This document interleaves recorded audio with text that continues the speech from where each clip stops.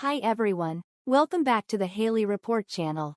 Now let's take a look at the latest and most important news. Trump media bets big on Bitcoin. Bold investment or market manipulation?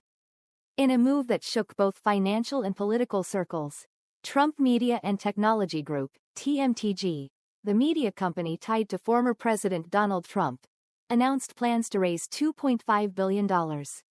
Including a staggering $1 billion for a Bitcoin reserve fund. The news sent ripples across crypto markets and raised major questions. Is Trump building a digital financial fortress? Or is he merging media, politics, and cryptocurrency into a new weapon of power?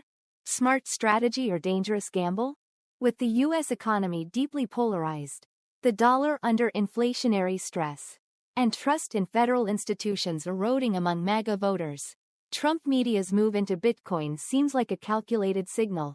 Bitcoin, long viewed as a symbol of financial freedom and rebellion against traditional banking, is now becoming a perfect symbol of Trumpism, anti-establishment, disruptive, and unapologetically defiant. But that's exactly why critics are asking, is this really a financial move, or a political tool wrapped in speculative risk?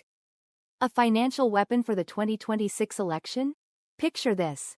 A former U.S. president, running for office, controlling billions in Bitcoin through a private company, with his own media ecosystem, Truth Social, and a fiercely loyal base. This isn't traditional campaigning, this is a parallel power structure. If TMTG succeeds, Bitcoin could become a war chest beyond the reach of regulators, fueling campaigns, funding allies, and enabling an off-the-books economy built for political warfare. Systemic risk in the making? The dangerous part is that Trump's style of financial politics fusion could destabilize U.S. markets. A few tweets, from Elon Musk or Trump himself, could swing billions in valuation, impacting not just investors but possibly campaign viability. Worse, a presidential candidate owning massive crypto assets could lead to deep conflicts of interest when it comes to policymaking on crypto regulation, taxation, and monetary policy. Media, money, and power, the Trump triangle. Trump isn't just investing in Bitcoin. He's building a new power triangle. Independent media, Truth Social, private digital assets, Bitcoin, loyal populist base, MAGA. This trio makes Trump largely immune to traditional institutions, from big tech to central banks to party politics. He's no longer just a political figure. Trump is becoming an ecosystem of his own, a globalized, decentralized, and institutional-busting political financial machine. Conclusion. The game is changing. Can anyone keep up? Trump media's Bitcoin move isn't just business. It's a declaration of strategic disruption, where politics becomes a private enterprise, unfettered by traditional systems and empowered by digital finance. The real question is, can America's institutions withstand Trumpism 3.0? So you've studied hard, passed your English tests, and got into a U.S. university. But wait, before you can pack your bags and start living your American dream, Uncle Sam wants to do one more thing: stalk your social media like a jealous ex. Yes, under the Trump administration's latest, America First, Privacy Last policy, all student visa applicants must now submit 5 years' worth of social media usernames. That's right, your memes, cat videos, and 2 a.m. rants about finals week are now government property. Terrorists, TikToks, and thought police. Officially, this is about national security. The government wants to ensure you're not a terrorist, or worse, someone who once liked a tweet calling for a ceasefire in Gaza. But how exactly will they judge that? Did you tweet, "I hate Mondays"?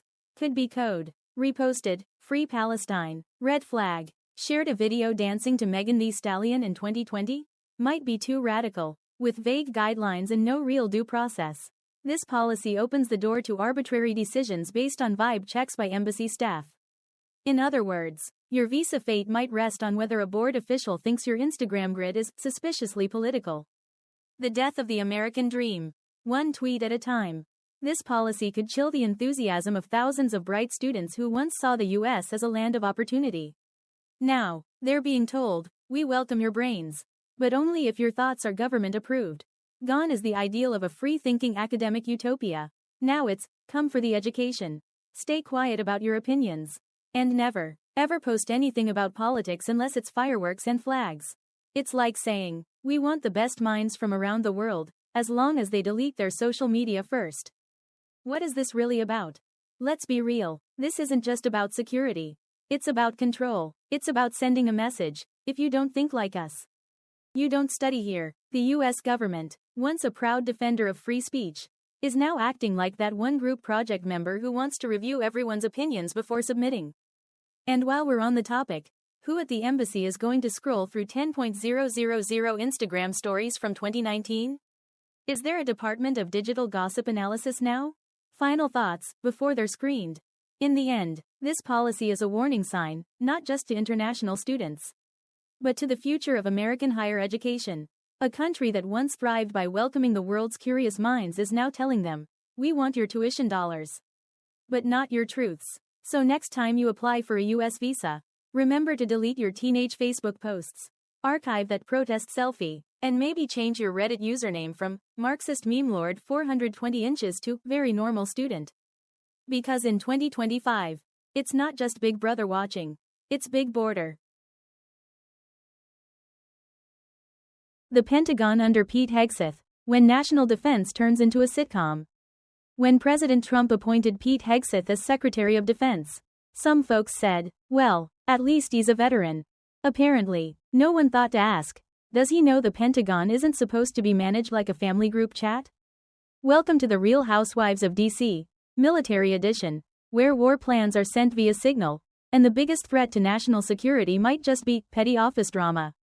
From airstrikes to, hey babe, what's for dinner? Let's start with the bombshell. Pete Hegseth reportedly discussed classified military operations in Yemen in a signal group chat that included his wife and brother. Yes, the same app people use to share memes and gossip. Hegseth used to talk about missiles. Imagine being a terrorist and not needing a mole in the CIA. Just marry into Pete's family and boom, full access to America's war calendar. Forget the Pentagon. Thanksgiving dinner is the new Situation Room. Inside the Pentagon, game of phones. While Pete's busy texting tactical strikes to the in-laws, his senior staff is locked in a Cold War of their own. There's Eric Garesi, fuming over not being invited on a trip, and Ricky Buria, somehow promoted to Chief of Staff without anyone signing off. At this point, the Pentagon isn't a defense department, it's a startup with nuclear codes. It's less chain of command, more office space, Armed Forces Edition. Now firing everyone for anything. Since day one, Hegseth has been firing people faster than Elon Musk in a mood swing. You show up with the wrong opinion? Boom, you're out. Say, diversity training, too loud? There's the door. Rumor has it, the Pentagon onboarding manual has been replaced with a resignation template. Employees don't clock in anymore, they just pray.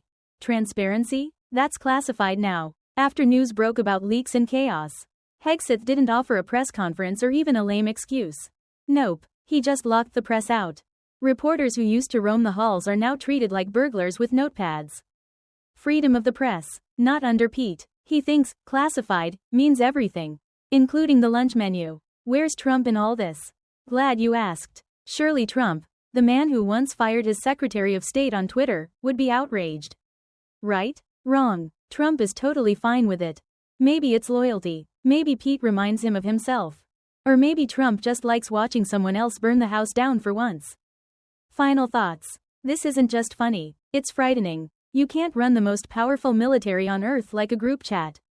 You can't promote your drinking buddy to Chief of Staff and expect national security to figure itself out.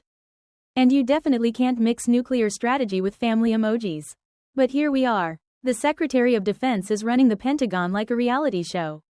And the only thing more unstable than his staff is his signal encryption settings. Welcome to America, where our Department of Defense is powered by vibes, loyalty, and Wi-Fi. If this were a Netflix show, we'd laugh and say, this could never happen in real life. But this is real life. And the rest of the world is watching. Probably on Pete's signal. You've been watching news and commentary by Hailey D. Thanks for tuning in. If you liked this video, don't forget to hit that follow button and subscribe for more updates.